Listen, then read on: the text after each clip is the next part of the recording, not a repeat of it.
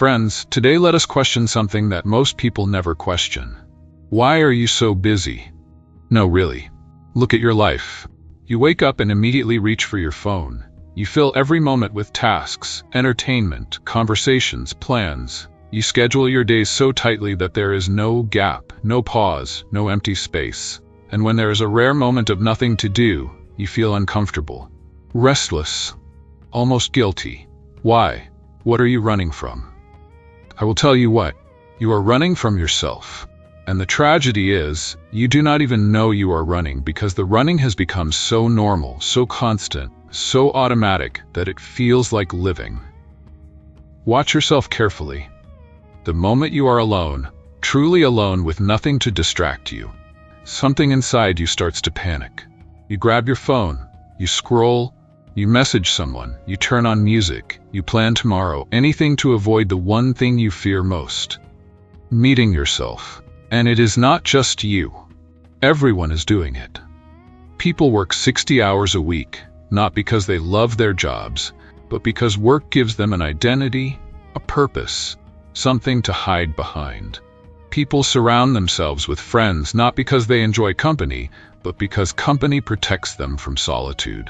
People chase goals not because they want to achieve them, but because chasing keeps them occupied, keeps them moving, keeps them from stopping long enough to ask the dangerous question, who am I when I am not doing anything? This is the human condition. We are all running. Some run toward success, some run toward pleasure, some run toward meaning. But we are all running from the same thing, the emptiness inside that we are terrified to face. Let me ask you something. Have you ever spent a day doing absolutely nothing? Not scrolling, not watching, not consuming, just being, just sitting with yourself without any agenda, any distraction, any escape route. Most people cannot. They tried once, maybe during a meditation retreat or a quiet weekend, and what happened? Within an hour, they were crawling out of their skin. Thoughts started racing, emotions started surfacing. Old wounds, regrets, fears, all the things they had been suppressing with busyness came flooding back. And they ran. Back to their phones, back to their plans, back to the safety of distraction. Because here is the uncomfortable truth. What you are running from is not emptiness, it is fullness.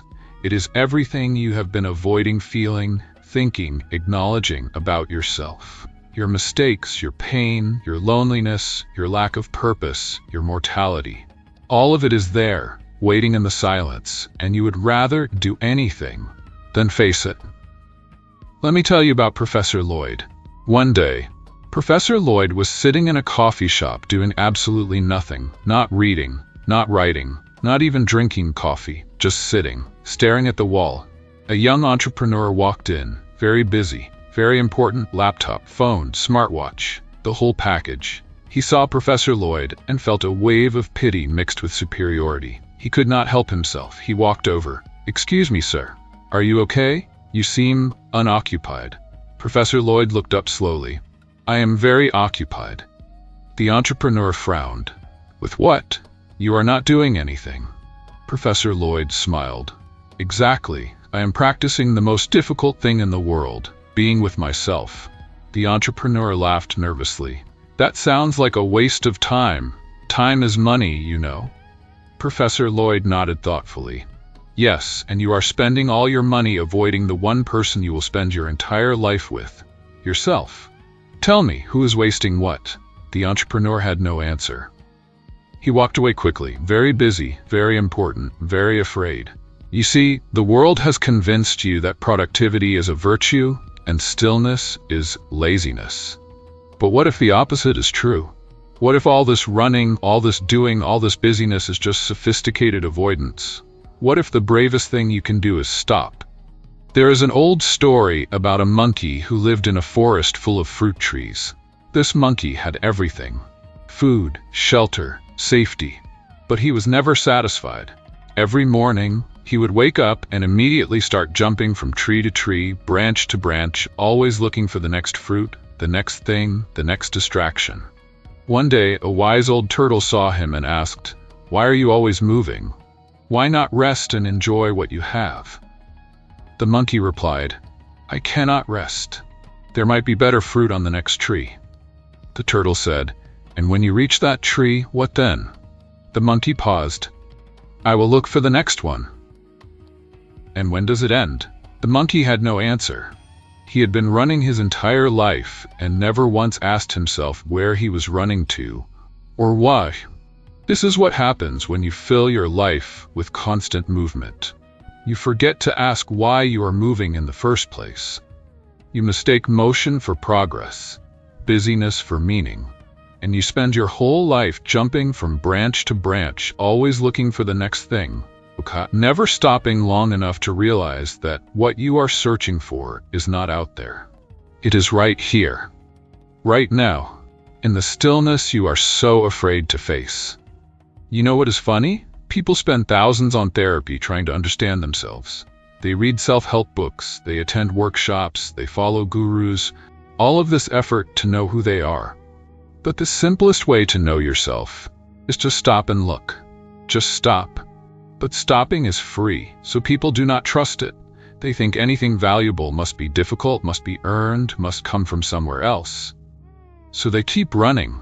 They keep searching outside for what can only be found inside. And the irony is, the more they search, the more lost they become. Because the one who is searching is the one preventing the finding. Now let us go deeper. Why do you run from yourself? What is it about your own company that is so unbearable? The answer is simple, but devastating. You do not know who you are. Your entire life, you have been told who you should be.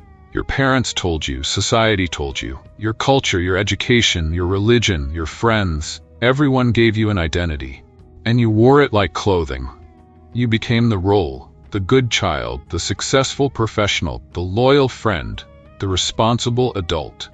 But underneath all these roles, who are you? Take away your job, your relationships, your achievements, your beliefs, what remains? And this is what terrifies you. Because when you strip away all the costumes, all the performances, all the identities, you find a stranger. Or worse, you find nothing at all, just emptiness. And emptiness feels like death. So you run, you keep the costumes on, you keep performing, you keep busy, so you never have to face the terrifying possibility that everything you think you are is just a collection of borrowed ideas. And the real you, if such a thing even exists, is completely unknown. But here's the twist. That emptiness you are running from, it is not death, it is freedom. Because as long as you are identified with roles, you are trapped. You're playing a character in a script you did not write. But when you stop, when you face the emptiness, you discover something extraordinary. The emptiness is not empty. It is full of potential. It is the space where real life can begin. There is another story. About a bird who was born in a golden cage. This cage was beautiful, comfortable, safe. The bird had food, water, everything it needed. But it also had bars. One day, the cage door was left open. The bird looked outside. Freedom, the open sky, the wild wind. But the bird did not fly out. It stayed inside. Why? Because outside was unknown, uncertain, dangerous. The cage was familiar, safe, predictable. So the bird stayed in its cage its entire life. It lived safely, comfortably. But it never flew. This is what you do when you run from yourself. You stay in the cage of your conditioning, your roles, your identities because they are familiar. But they are still a cage. And no matter how golden, a cage is still a cage. The door is always open. You can step out anytime. But stepping out requires facing the unknown. And the unknown terrifies the mind that has always lived on borrowed certainty. Let us pause here for just a moment. Do not think about what I am saying. Just watch. Watch your own resistance to stopping. Watch how the mind immediately wants to move to the next thought, the next distraction, the next thing. Just watch. What do you notice? I'm sure you did. Now let us continue. The mind is afraid of emptiness because it is made of noise. You are not running toward something. You are running from yourself. The moment you stop running, you discover you were never lost. Freedom is not in doing more. It is in needing to do less. The greatest courage is not conquering the world. It is facing yourself. So what happens if you stop running? If you turn around and face what you have been avoiding your entire life? At first, discomfort. The mind rebels. Thoughts flood in. Emotions surface. Everything you suppressed comes to the surface. And the temptation to run is overwhelming. But if you stay, if you simply watch without running, something begins to shift. The thoughts slow down. The emotions pass. And what remains is not the terrifying emptiness you expected. What remains is presence, awareness, the simple, undeniable fact of being. And in that presence you realize something profound. You are not your thoughts, you are not your roles, you are not your story. You are the awareness in which all of this appears. And that awareness has always been here, silent, spacious, free. You were never running from emptiness. You were running from freedom. Because freedom means the end of the familiar, the end of the safe, the end of the known, and the beginning of something so vast, so unknown, so alive, that it cannot be controlled or predicted or understood. It can only be lived. Friends, I am not asking you to believe this. I am inviting you to experiment. Stop. Just for 1 hour. No phone, no plans, no distractions. Sit with yourself like you would sit with a stranger you are curious about.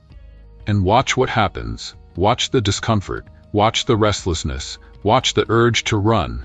And then watch what happens if you do not run. Because the moment you stop running from yourself, you discover the one thing you have been searching for your whole life. You. Not the you that society created.